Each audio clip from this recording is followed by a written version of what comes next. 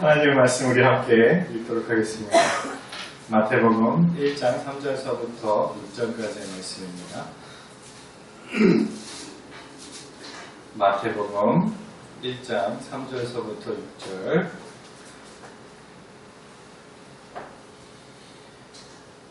함께 읽겠습니다. 유다는 다말에게서 베레스와 세레를 낳고, 베레스는 헤스론을 낳고, 헤스론은 람을 낳고, 람은 아미나답을 낳고, 아미나답은 나손을 낳고, 나손은 살몬을 낳고, 살몬은 라함에게서 보아스를 낳고, 보아스는 루롯에게서 오벳을 낳고, 오벳은 미세를 낳고, 미세는 다이람을 낳고, 다윗은 우리아의 아내에게서 솔로몬을 낳고. 여기까지. 우리는 지난 시간에 마태복음 1장 1절 말씀을 살펴보았습니다. 아브라함과 다윗의 자손 예수 그리스도의 세계라, 이 말씀을 가지고 예수는 그리스도이심을 또한 우리 가운데 알리는 그런 시간이 되었는데, 또한 예수 그리스도는 예수님의 그 족보를 통해서 언약의 성취로 성부, 성자, 성령 하나님의 완전하신 뜻 가운데 이 땅 가운데 왕으로 오셨음을, 임마누엘 하나님이심을 우리가 말씀을 통해 또한 살펴보았습니다. 오늘은 예수님의 족보에 기록되어 있는 여인들의 이름을 통해서 예수 그리스도가 이 땅 가운데에서 어떤 일을 하셨는지, 하실 것인지에 대해서 우리가 좀 살펴보고자 합니다. 오늘 다시 본문으로 한번 돌아가 볼까요? 마태복음 1장의 족보에는 여인의 이름이 총 5명 나옵니다. 한번 볼까요? 3절에 누구죠? 다말, 5절에 그리고 라합, 6절에 우리아의 아내, 우리는 바세바라고 알고 있습니다. 그리고 마지막으로는 예수님의 어머니 마리아. 이 정도는 우리가 충분히 외울 수가 있겠죠. 5명이니까, 그죠? 한번 다시 한번 3절에 누구요? 다말, 5절에 라합, 6절에 바세바, 그리고 마리아. 이 5명입니다. 이 여인들 중에 마리아를 제외하고는 이스라엘의 모든 그 수치스러움이 이 4명 가운데 이렇게 수치스러운 일과 관련이 있음을 우리는 역사적으로 알 수가 있습니다. 그럼 오늘 말씀을 통해서 이 여인들이 족보에 들어간 이유와 그리고 예수님과의 상관관계와 왜 이 여인들의 이름을 기록하였는가에 대해서 그 의미를 좀 살펴보고자 합니다. 먼저 다말입니다. 다말은 창세기 38장에 매우 비참한 여인으로 등장합니다. 야곱의 아들 중에 유다가 있었는데 유다에게는 아들이 셋이 있었습니다. 그 이름은 엘과 오난과 셀라입니다. 다말은 이 중에서 첫째 장자인 엘의 그런 그 부인이었던 것이죠. 그러나 엘이 하나님 보시기에 악한 일을 행하였습니다. 하나님께서 그의 악함을 보시고 심판하셔서 그 자리에서 엘을 죽이셨습니다.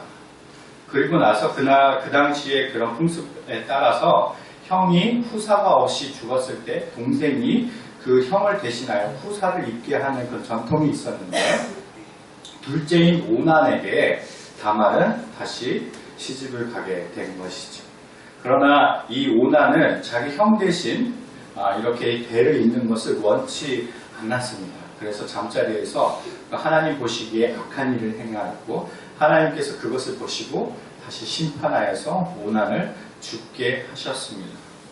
이제 마지막으로 누가 남았냐면 셀라가 남았죠. 그죠? 근데 셀라는 이 둘째하고 나이차가 좀 꽤 많이 났던 것 같아요. 그래서 바로 시집을 보내지 않고 이 유다가 친정으로 다말을 보냈습니다. 이 다말 처지에서는 얼마나 기분 나쁠까요? 그죠? 자기가 원한 것도 아니고 자기가 과부된 것이 순전히 남편의 죄로 인하여서 그렇게 된 것인데, 그 당시에 시댁에서 쫓겨난 인생을 살게 되면 이 여인으로서는 굉장히 수치스러운 것이고 그 인생은 어떻게 될지 모르는 그런 비참한 처지에 되는 것이죠. 그런데 이제 셀라를 주기로 약속하고 보내었는데 유다가 시간이 지남에 따라서 통소식이 없는 것입니다. 셀라가 크니 굳이 나이 든 며느리 다말을 다시 불러서 셀라에게 대를 잇게 할 필요가 없다 여겨졌던 것 같습니다. 그래서 이 다말에게는 분이 차고 넘쳤겠지요. 복수하고자 하는 마음에 패륜을 저지릅니다. 흔히 우리가 말하는 근친상간을 벌이게 되는 것이죠. 그가 창기로 분장을 하여서 그의 시아버지인 유다와 잠자리를 갖게 되고 그로써 임신을 하게 됩니다. 그렇게 난 아들을 성경은 기록하고 있는 것이죠. 그가 어떻게 해서 그 마음을 돌이켜서 어떠한 자리로 나아가는지는 성경은 자세하게 남아 기록하고 있지는 않습니다. 그러나 이 다말을 통해서 얻은 아들이 3절에 오늘 본문 3절에 베레스라고 기록되어 있는 것이죠. 하나님께서는 그런 비참하고 또한 그 패륜을 저지른 이 다말에게도 은혜를 주셔서 하나님의 위대한 구원 계획에 그 이어질 혈통을 이을 자를 낳게 하신 것이죠. 두 번째는 라합에 대해서 좀 살펴보도록 하겠습니다. 라합은 하나님께서 진멸시키라고 명령하신 가나안 사람이었습니다. 그녀의 직업이 무엇인지 아십니까? 창기라고 성경에는 기록되어 있습니다. 많은 학자들이 그녀의 직업에 대해서 연구하였을 때 아마도 그녀는 성전에서 제사를 드릴 때 같이 그 예식을 치르는 그런 성전 창기였을 것이다. 그 당시에 그 이방 민족들 가운데에서는 제사를 드릴 때 그 신전 앞에서 성관계를 하는 것이 제사를 드리는 그런 문화가 있었던 것이죠. 그래서 아마도 라합은 그런 성전 창기였을 것이다 라고 많은 학자들이 그렇게 기록을 하고 있습니다. 성경은 그녀가 어떻게 하나님을 믿게 되었는지에 대해서 설명하고 있지 않습니다. 그러나 그가 자신이 섬기던 신보다 여호와 하나님이 더 크시고 높으신 분이라는 것을 고백을 하고 또한 자신의 땅에 정탐하러 온 2명의 정탐꾼을 숨겨줌으로써 그 결과 그녀와 그녀의 모든 가족들은 또한 살 길을 얻어서 후에 살몬과 결혼을 하여 유다의 혈통을 이을 자녀를 낳게 되는 복을 누리게 되었던 것이죠. 룻을 다음에는 살펴보도록 하겠습니다. 룻은 영원히 여호와의 회중에 들지 못하게 하신 저주를 받은 모압 사람이었습니다. 이것이 신명기 23장 2절에 기록되어 있는데요. 그녀의 시어머니가 어떤 연유로 율법에서 거절한, 율법에서 하지 말라 금한 그런 이방 여인을 자기의 며느리로 삼았는지에 대해서는 성경에 이렇게 자세히 기록하고 있지 않지만 이 룻의 인생을 살펴보면 굉장히 비참하게 됩니다. 자신을 천대하고 멸시하는 그런 유대 땅으로 이제 시집을 와서 이웃들에게 온갖 핀잔과 눈초리를 받고 살았을 것이죠. 근데 하마터면 그 땅 가운데 기근이 오게 된 거예요. 그래서 다시 자신이 살던 모압 땅으로 친정에 있는 그 땅으로 왔는데 거기에서 자신의 남편과 그리고 자신의 시아버지가 아니라 시아주버님이 죽게 됩니다. 그러니 이제 과부가 되었는데 그녀가 살 수 있는 유일한 길은 친정에서 더부살이 하는 것 외에는 딴 길이 없었습니다. 유대 땅에도 갈 수가 없고 어떻게 할 수 있는 방법이 도대체 없는 것입니다. 그런데 그녀는 그의 시어머니인 나오미의 하나님을 나의 하나님으로 또한 받아들이고 믿고 또한 어머니의 민족 이스라엘을 나의 민족으로 삼아 갈 것입니다 라고 고백하고 다시 어머니와 함께 빈손으로 유다 땅으로 돌아갑니다. 그녀의 하루 일과가 유다 땅에서 어떤지 아십니까? 사람들이 추수하고 남은 떨어져 있는 그 이삭을 줍는 것이 그녀의 삶이었습니다. 그 싹종이에 떨어져 있는 이삭을 주어서 어머니 나오미를 공양하고 하루 끼니를 때우는 그런 일이 바로 이 룻의 삶이었다는 것이죠. 얼마나 비참하고 괴로웠을까요? 그러나 그 비참한 현실 가운데 하나님께서 긍휼히 여기시고 보아스를 통해서 다윗의 증조 할머니가 되는 그런 축복을 누리게 되어집니다. 이제 마지막으로 밧세바에 대해서 우리가 살펴보고자 합니다. 왕명에 의해서 강제로 다윗에게 겁탈당한 밧세바 역시 자신의 그 불륜과 또 남편 우리아의 비참하고 억울한 그 죽음으로 인하여서 말할 수 없는 그런 고통의 세월을 보냈을 것입니다. 그리고 그 불륜의 씨앗으로 생긴 첫째 아들을 하나님께서 심판의 대가로 데려가십니다. 그럼에도 불구하고 하나님께서는 그녀를 기억하여 주시고 그에게서 솔로몬이라는 당대에 걸쭉한 인물, 왕을 낳게 하십니다. 온 이스라엘을 또한 가장 넓은 영토를 차지하는 그 왕, 그리고 온 세상에서 가장 지혜롭다는 그 왕을 낳게 하신 것이 바로 밧세바에게 주신 축복이라는 것이죠. 그러니 이렇게 볼 때 스스로 자신이 범죄하였든지 아니면 타인에 의해서 죄를 짓게 된다 하든지 여러 가지로 말미암아 부끄럽고 허물많은 이 4명의 이 여인들의 삶을 우리가 봤을 때 우리는 하나님께서 왜 그를 이 족보 가운데 넣게 허락하셨는지, 마태는 왜 이 족보에, 거룩한 족보에 그러한 여인들의 이름을 기록해야 되는지 우리는 살펴볼 수가 있는 것이죠. 오히려 마태가 이것을 기록하는 것은 다분히 의도적인 것이다 라고 볼 수가 있는 것입니다. 마태복음은 언제 기록되었느냐? 예수님께서 부활 승천하신 이후에 기록되었습니다. 그러니 마태는 예수님께서 무슨 일을 하셨는지, 그 공생의 가운데 어떤 일을 하셨는지에 대해서 이미 알고 있었습니다. 그렇게 모든 것을 보고, 일단 예수 그리스도의 죽으심도 보고 다시 부활하여 승천하는 것까지 다 경험한 이 마태가 처음 1장을 기록하면서 예수 그리스도의 세계라 선포하고 예수님의 족보를 기록할 때 예수님의 사역은 이러하였지 하는 감탄 속에서 이 족보를 적으며 이 여성 4명의 이름을 이곳에 기록되어 하는 것입니다. 우리가 성경을 볼 때에 예수님의 공생의 행적을 살펴보면 예수님을 만나서 인생이 바뀐 세리 이야기가 나옵니다.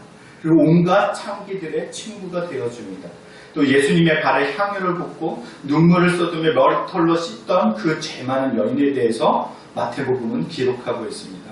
또한 간음에서 현장에서 붙잡혀 무리 앞에서 끌려온 여인에 대해서, 또 7 귀신 들린 마리아, 그리고 귀신 들린 딸을 위하여 예수님 앞에 탄원하였던 가나안 여인의 그 족속. 우리는 이들의 모습 속에서 어렵지 않게 이 다말이나 라합이나 밧세바의 모습을 살펴볼 수가 있습니다. 다시 말해서 예수님의 그 족보는 한때 괴로운 인생의 길을 살다가 은혜를 입어서 자녀로 왕의 대를 이을 수 있는 복을 누리게 된 여인을 넣음으로써 마태복음 1장 이후에 내용이 어떻게 전개될지에 대해서 왕으로 오신 예수가 어떤 사역을 할지에 대해서 예표로 그렇게 삼고 있다는 것을 우리는 알 수가 있는 것이죠.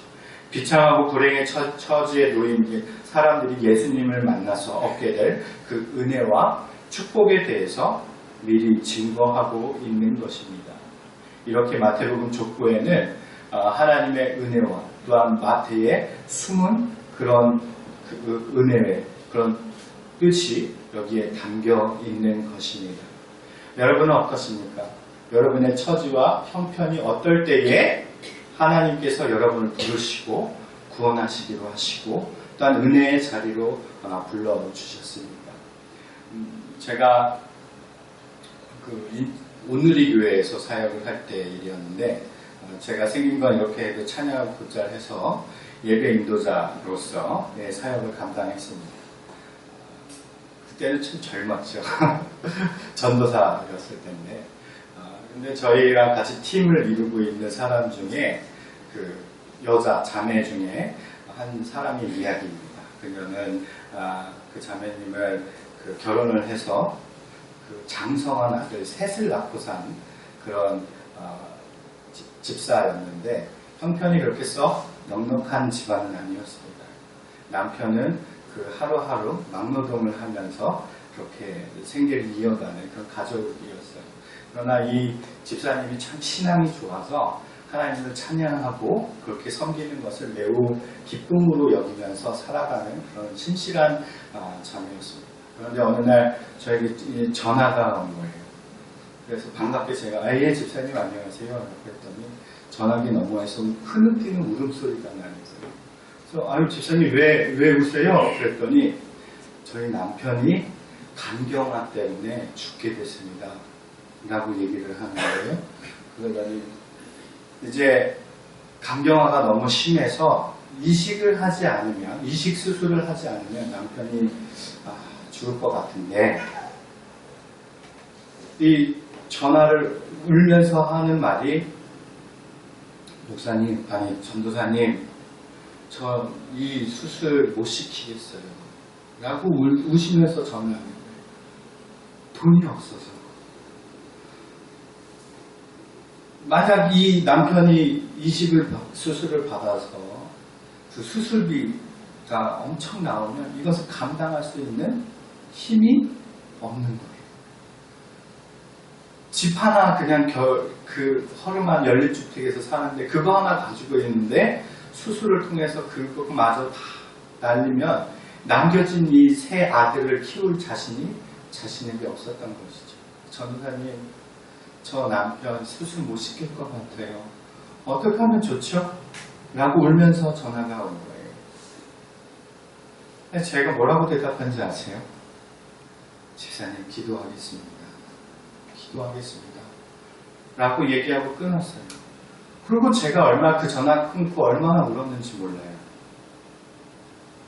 그 집사님의 삶이 불쌍해서가 아니라 내게 믿음이 없어서.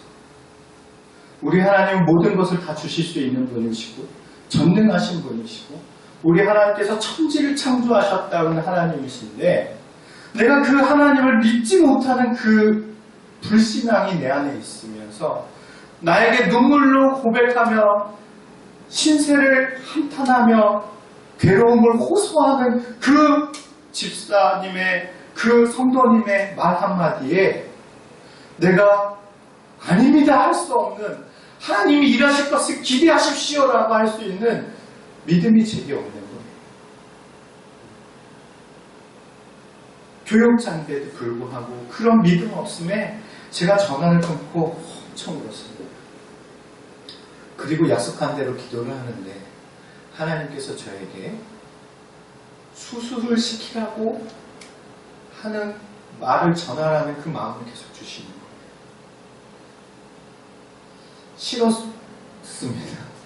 만약 제가 하나님께서 수술하시라는 마음을 주셨어요 라고 전하면 그대로 했다가 모든 재산 다 날리고 그렇게 돼버리면 제가 책임져야 될 것 같은 두려움이 있어서 그렇게 마음을 주셨지만 못 전했습니다. 하루가 지나고 이틀이 지나고 3일이 지나는데 계속 그 문제를 가지고 기도하는데 하나님께서 동일한 마음으로 제게 말씀하시는 거예요. 수술시키라고 전화를. 그래서 제가 전화기를 들고 전화를 하였습니다. 집사님, 제가 기도하는데 하나님께서 집사님 남편 살려주신다고 수술시키라고 그런 마음을 주십니다. 집사님 수술 시키셨으면 좋겠습니다. 라고 전화를 하였어요. 그 집사님이 뭐라고 대답하셨냐면 예, 전도사님 말씀 의지하여서 하나님 말씀 의지하셔야 되는데 전도사님 말씀 의지하여서 제가 수술시키도록 결정하겠습니다. 라고 한 대답을 했어요. 그래놓고서 저는 마음에 평안이 올지 알았는데 계속 두려움이 계속 있었고 그것을 가지고 계속 기도를 하였습니다. 근데 간이식도 기증자가 있어야지 수술할 수가 있잖아요. 그런데 인천의 뭐 대학병원에 이제 수술을 하려고 이제 신청을 했는데 이제 순번이 두 번째인 거예요. 간이식 대상에 이렇게 검사를 해왔을 때. 근데 이분이, 남편분이 검사를 계속 하다 보니 간경화뿐만이 아니라 간암까지 거기에 있었던 거예요. 굉장히 어려운 수술이 될 것이고, 그리고 그 병원에서는 한 번도 시행해보지 않은 방법으로 수술을 해야 하는 그런 상황에 놓여지게 된 거죠. 그래서 급하게 빨리 수술해야 되는데 점점 날짜가 뒤로 가게 생긴 거예요. 그래서 긴급하게 또 기도 제목이 올라와서 제가 함께 우리 팀원들과 함께 기도를 하는데, 신비한 건 첫 번째 그 간이식 대상자하고 수술을 했는데 몸에서 거부 반응이 일어난 거죠. 그래서 원래는 훨씬 더 기다려야 하는 그 순번임에도 불구하고 바로 이분이 수술을 받게 됐다고 또 연락이 온 거예요. 그리고 나서 이분의 이 병 상태가 굉장히 어려운 수술임에도 불구하고 이 병원에서 처음 실시하는 방법으로 수술을 하게 되었는데, 이 첫 번째 이러한 그 수술을 시행하는 거에 대상이 병원에서 선정이 되면 추적 그 뭐 하는 그런 게 있나 봐요. 그래서 계속 관찰하고 그런 것들을 계속 연구하고 어떤 사례로 발표하는 그런 것들을 이제 계속 하는데, 그것을 하게 되면 모든 병원비가 무료로 진행된다는 거예요. 근데 그분이 그런 수술을 하게 돼서 모든 병원비가 전액 감면이 되고 이후에 들어가는 모든 병원비마저도 병원에서 공짜로 해주겠다라고 그렇게 결정이 된 거죠. 하나님이 하시는 일이 그렇게 놀라운 거예요.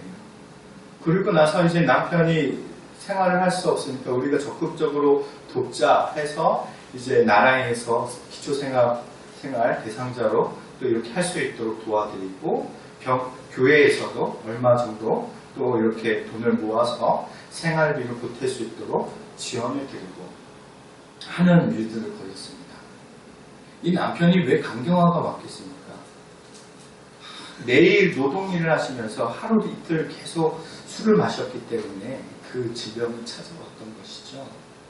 이분이 자신이 겪게 된 모든 것이 하나님의 은혜다라고 고백을 하게 되고, 병원에서 신방을 통해서 예수님을 영접하게 됩니다. 그리고 나서 이분이 몸이 회복되고 나서는 새벽 예배 때마다 맨 앞에 저하고 이렇게 탁 쳐다보고 있는 거예요. 매일 새벽 예배 맨 앞자리에서 예배드리는 예배자로거든요. 그리고 그 교회에서 각종 집회하는데 이분이 간증자로서 그렇게 사역하는 사역자가 되었습니다. 이후의 삶은 이제 어떻게 됐는지는 제가 알 수는 없으나, 이 여인의 눈물과 그 비참함을 들으시는 하나님의 신비하신 일들을 경험을 하니 참 저로서는 부끄러운 고백이었고 못난 교육자의 모습이었지만, 그러나 하나님께서 높이고자 하신다면 그 기도를 들으시고 그 한탄을 들으시고 크고 놀라운 일들을 행하신다는 거예요. 오늘 족보에 기록되어 있는 이 여인의 삶이 동일한 삶이었습니다. 남편은 죽고 어떻게 될지 자신은 막막한 삶 가운데 원치 않은 힘에 의하여 겁탈등하며 두려움에 떨매 세월을 살 때, 하나님께서는 그 처지에 놓인 그 여인의 한탄과 신음소리를 들으시고 그녀를 높여 하나님의 크시고 놀라우신 구원의 계획에 그 이름을 넣어주심으로써 왕의 족보에 그 이름이 남길 수 있도록 하나님께서 크고 놀라운 일을 행하셨던 것입니다. 여러분 삶 가운데 때론 비참하고 남몰래 눈물을 흘리며 괴로움의 때를 경험하실 때가 있으십니까? 남편도 내 마음 몰라주고 자녀도 내 속은 더 몰라주고 하염없이 눈물을 흘리며 하나님 제발 나의 삶을 여기서 끝내주십시오. 내 인생이 괴롭고 힘들어서 도무지 감당할 수 없겠나이다 하며 괴로워했던 그 때가 없으십니까? 하나님께서는 그러나 그 눈물과 신음과 아픔의 모든 소리를 들으시고 외면하지 않으시며 그 눈물을 기쁨으로 바꿔 주실 것입니다. 그리고 우리의 이름을 높여서 대대손손 하나님 나라의 영원한 그런 생명책에 기록되어 있는 자랑스러운 이름으로 남겨주실 것입니다. 마태의 복음은 이러한 선언 가운데 기록되어 있는 복음서입니다. 마태는 이 마태복음 1장 족보를 통해서 이제 예수 그리스도의 생애는 이러한 것을 펼칠 것이니 너희는 봐라.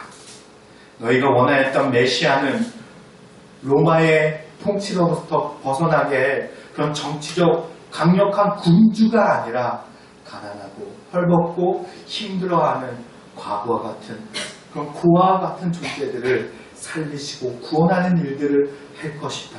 그것이 바로 진정한 메시아이니 너는 그 예수를 믿으라. 그 예수가 이 땅 가운데 오셔서 그러한 일을 행하시며 또한 너희 죄를 위하여 십자가에 못 박혀 죽으실 것이다. 그리고 그와 동일한 죄에 빠져 허덕이는 너희의 그 국률한 비참한 그런 인생을 살리시고 그 이름을 믿는 모든 자마다 멸망치 않고 예수의 부활과 연합하여 살릴 것이니 이제는 이 복되고 아름다운 소식을 듣고 너희가 하나님 앞에 담대히 나아갈지어다. 이것이 마태복음 1장이 가지고 있는 족보의 힘입니다.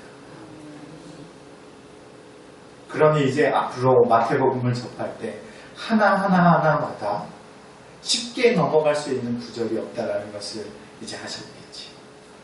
이제 다음 주에는 오늘 빠뜨린 마리아에 대해서 설교할 것입니다. 마리아의 전체 인생을 통해서 하나님께서 어떻게 행하셨는지를 살피면서 그 은혜를 나누고자 합니다. 오늘 하나님 앞에 어떤 마음으로 여러분이 나오셨는지 모르겠습니다. 이 모든 마음을 하나님 앞에 온전히 쏟아놓고 기도하실 때에 하나님께서 여러분의 기도의 모든 소리를 들으시고 크고 놀라운 일을 행하실 줄로 믿습니다. 우리 함께 기도하겠습니다. 이 시간 우리가 주님 앞에 간절히 기도할 때 주님 마태복음 1장에 기록되어 있는 내 여인의 삶과 같이 때론 우리의 삶의 비참함과 고통의 신음의 소리를 낼 때가 많습니다. 주님 그러나 그 가운데에서 주님의 이름을 부를 때에 주께서 나의 고통의 소리를 들으시고 응답하시고 크고 놀라운 일을 행하여 주시옵소서.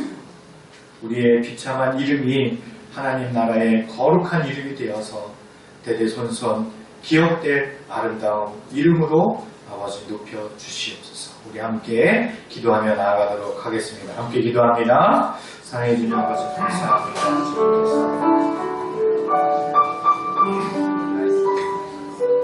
말씀하시는 크고 놀라운 이름 우리 가운데 행하시고 아버지 하나님 그 이름 높여드립니다.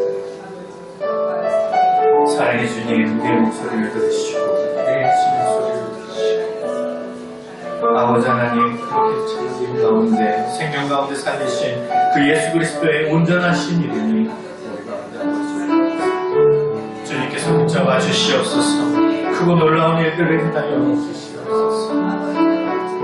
오 주님 사랑의 주님께서 아버지 하나님께서 아픔을 속에서 주님께서 세워주심으로 말미암아 아버지 나라의 주님과 함께 아버지 하나님 주님 도와주시옵소서. 주의 역사소서. 이 만남의 교회 모든 성도들의 목소리를 들으시고 하나님의 그 음성 가운데 아버지 하나님 부르시고 하나님 그 사랑을 아버지 하나님 주님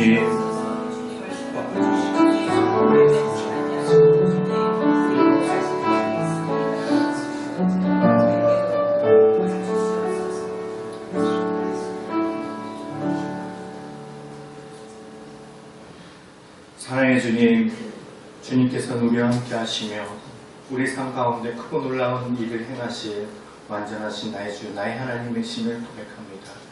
그 하나님께서 우리의 괴로운 인생을 살피시고 화된 나의 인생을 복으로 바뀌어주시며 우리의 슬픔을 기쁨으로 바꾸시는 그런 놀라운 능력 있으신 하나님이심을 이 시간 고백합니다. 주님,